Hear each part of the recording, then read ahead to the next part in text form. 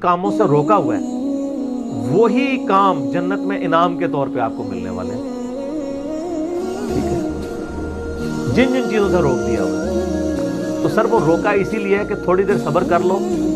تمہاری انسٹنکٹ میں ان ساری چیزوں کی محبت میں نے ڈال دی ہے, لیکن اس کو پورا کرنے کا موقع یہ دنیا نہیں ہے, وہ آخرت ہے. دنیا میں میری مان کے نا اپنی انسٹنکٹ کے خلاف چلو, تھوڑی دیر کے لیے صبر کر لو, روزہ کھل جائے گا. یہ دنیا میں بھی ہم نے ایک بڑا روزہ بھی رکھا ہوا ہے جس میں ہم نے حرام سے بچنا ہے, اور اس کی افطاری جنت میں ہوگی.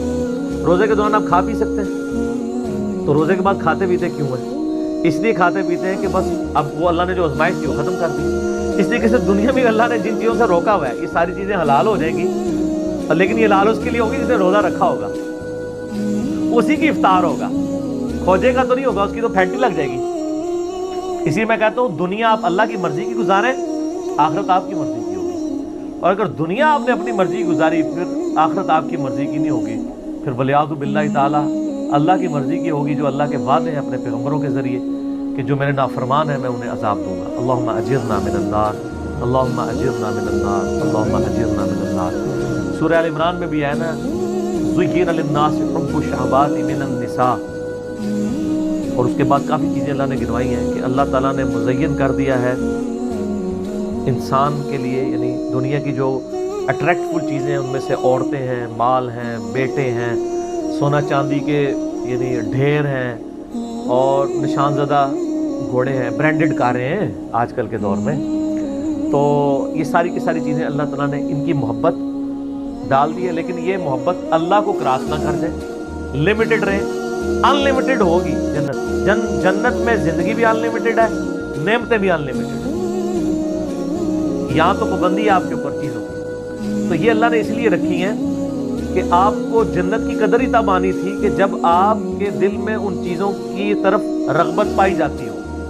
اگر آپ کو پیاس ہی نہ لگے تو ٹھنڈے پانی کی رغبت کیا ہوگی؟ پیاس کے بعد ہی قدر ہے. تو دنیا میں اللہ تعالیٰ نے یہ ساری چیزیں جو اٹریکٹفل تھیں وہ رکھی, اس کے بعد اللہ نے آزمایا اس حد کو کراس نہیں کرنا, یہ حد کو کراس کرنے کا موقع تو میں دوں گا اور ہمیشہ کے لیے دوں گا, بس تھوڑا سا روزہ رکھ لو, آخرت میں افطار کروا دوں گا, اور جب وہ افطار ہوگا تو پھر آپ جو مرضی کریں. قرآن پاک میں کئی جگہ ہے نا کہ جنت میں ہر وہ چیز ہے جو تم چاہو گے. صحیح بخاری مسلم میں حدیث ہے, جنت میں اللہ تعالیٰ فرماتا ہے میں نے اپنے بندوں کے لیے وہ نعمتیں تیار کر رکھی ہیں جو نہ کسی آنکھ نے دیکھی, نہ کسی کان نے سنی, نہ کسی کے دل پہ کھٹکا گزرا. پھر نبی علیہ السلام نے سورہ السجدہ کی آیت تلاوت کی کہ میں نے اپنے بندوں کے لیے ان کی آنکھوں کی ٹھنڈک نعمتیں جنت میں چھپا کے رکھی ہیں. میں اکثر کہتا ہوں کہ انسان کے پاس سب سے بڑی جو خواہش ہے انسان کی, نمبر 1 یہ ہے کہ مجھے موت نہ آئے, نمبر 2 مجھے کوئی تکلیف نہ آئے, نمبر 3 میں بوڑھا نہ ہوں, ہمیشہ انجوائے کرتا رہوں ینگ ایج. یہی ہے نا 3 خواہشات. اگر یہ 3 چیزیں دنیا میں آپ کو مل جائیں تو سر خدا کو پھر کس طرح رسپانس کرنا ہے؟ آپ سے میں بھی پوچھ لیتا ہوں, اگر آپ کو کوئی مصیبت پریشانی نہ آئے, آپ بوڑھے نہ ہو اور آپ کو موت بھی نہ آئے, تو خدا آپ کی ضرورت ہی نہیں.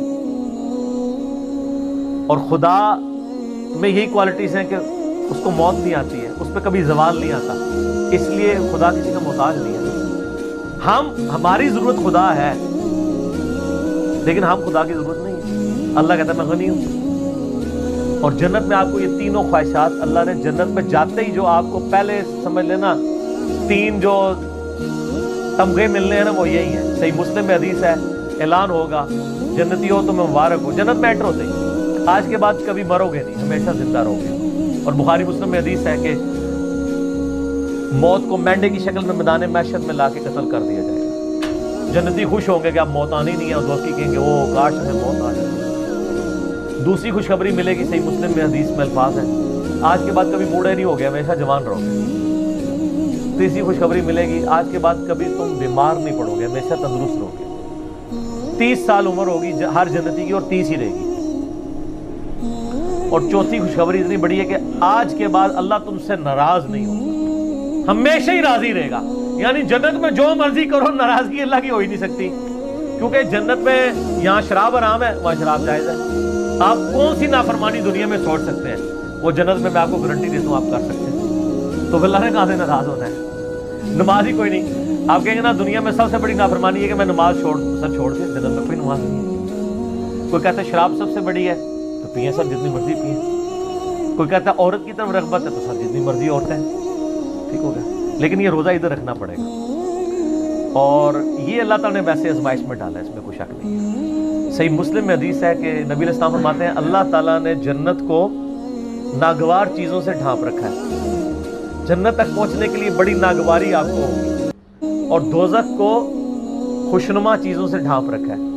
یعنی دوزخ کے اوپر تو کڑگا لگا ہوا ہے، ہر بندے ادھر بڑھے گا. اور جنت والا بندہ سوچے گا 10 بار یار بڑا اوکھا ہے، ایک کون کر سکتا ہے؟ یہ حدیث مسلم شریف میں. اس کی ایکسپلینیشن ایک حدیث ہے ابو داؤد میں، سنن نسائی کے اندر، سنن ابن ماجہ میں، بڑی ڈیٹیل حدیث ہے. یہ ساری حدیثیں آپ کو مشکات کی تیسری جلد میں جنت والے چیپٹر مل جائیں گی. وہ بڑی مزے کی حدیث ہے کہ اللہ تعالیٰ نے جب جنت کو پیدا فرمایا نا تو حضرت جبرائیل کو کہا ذرا جنت دیکھ کے آؤ. وہ آئے اور کہتے ہیں یا اللہ کیا بات ہے، مجھے تو نہیں لگتا کوئی بندہ سر دھڑ کی بازی نہ لگا دے جنت میں پہنچنے کے لیے. مجھے لگتا ہے یہ سارے لوگ ہی جنت میں پہنچ جائیں گے کیونکہ جگہ ہی بڑی زبردست ہے. اللہ نے فرمایا اچھا. پھر اللہ نے جنت کو ناگوار چیزوں سے ڈھانپ دیا. دنیا میں نمازوں کی مشقت، بیوی بچے ماں باپ کے ساتھ حسن سلوک کی مشقت، حلال و حرام کے فرق کی مشقت، روزوں کی مشقت، کتنی مشقتیں ہیں، شریعت کی پابندیاں. اللہ نے فرمایا اب جا کے ذرا جبرائیل دیکھو. واپس ہے انہوں نے کہا اللہ تیری عزت کی قسم مجھے نہیں لگتا کوئی بندہ جنت میں پہنچنے میں کامیاب ہوگا، اتنی ہرڈلز رکھ دی ہیں تو نے. اللہ نے فرمایا اچھا اب دوزخ کو دیکھو. دوزخ کے کہتے ہیں یا اللہ تیری عزت کی قسم کوئی بندہ بھول کی بھی کوشش نہیں کرے گا کوئی ایسا کام کرے کہ ادھر آئے، یہ تو بڑا عذاب ہے. پھر اللہ تعالیٰ نے دوزخ کو ڈھانپ دیا دنیا کی خوشنما چیزوں سے، اٹریکٹفل چیزوں سے، شہوات سے. کہا جبرائیل آپ دیکھو. دیکھ کے انہوں نے کہا یا اللہ مجھے نہیں لگتا کوئی بندہ دوزخ سے بچ پائے گا کیونکہ ہر راستہ ہی دوزخ کی طرف لے جانے والا ہے، جتنے بھی اٹریکٹفل جو ہماری انسٹنکٹ میں اٹریکٹفل ہے. لیکن سب تھوڑا سا روزہ رکھ لیں سب کچھ ختم ہو جائے گا. صحیح مسلم میں حدیث ہے اللہ تعالیٰ دنیا میں جس نے یاشی کی زندگی گزاری ہوگی نا قیامت والے دن اللہ تعالیٰ نا اس کو بلوائے گا اور کہے گا فرشتوں ذرا اسے ایک پھیرا لگاؤ نا دوزخ کا، کیونکہ دنیا بڑا کہا گیا ایک ہی پھیرا لگنا ہے. کہنے نا لوگ. سورہ فرقان میں اللہ فرماتا ہے کہ دوزخ